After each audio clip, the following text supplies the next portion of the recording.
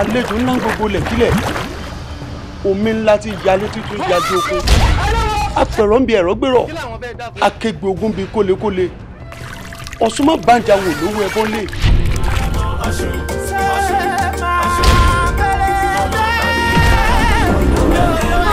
Osunwande ni o, ó ti pọkọ mi, ó tún ti pọ rẹ́rẹ́. Mo náà wà. Láàrin èmi àti ẹ, ìjà ṣẹ̀ṣẹ̀ bẹ̀rẹ̀. Osunwande torí Ọlọ́run kí ló tún kù mí kú báyìí ṣàánú mi.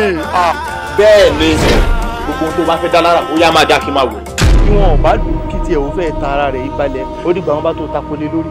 Ta ni wọ́n á bí dáa tí ó tako lórí èṣù.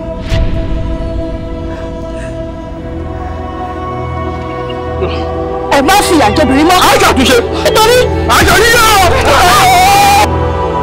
Agbára yẹn sì ń tì í pàápàá jùlọ nígbàkigbà tó bá ti fojú kan ìjà ara rẹ̀ báyìí bí kò pa odidi ìlú run ni. Ọjọ́ tí ń lọ rí gbẹ̀sán gbogbo ẹ̀sán dé gbogbo ńlẹ̀ mọ́ ọwọ́ adi ti kankan lé ẹni ń ta ni.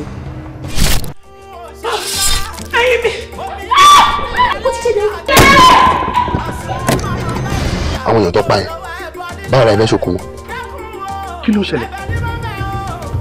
Ẹ bọ́ra ni mí.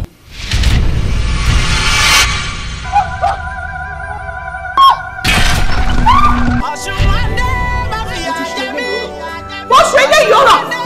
Èsì ṣe bí ẹ̀yàn.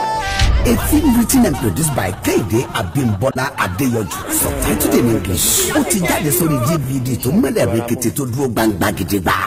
Marketed and distributed by Epsilon Movie Productions. Block E3 up, Suite 10, Arena Market, Oshodi, Lagos.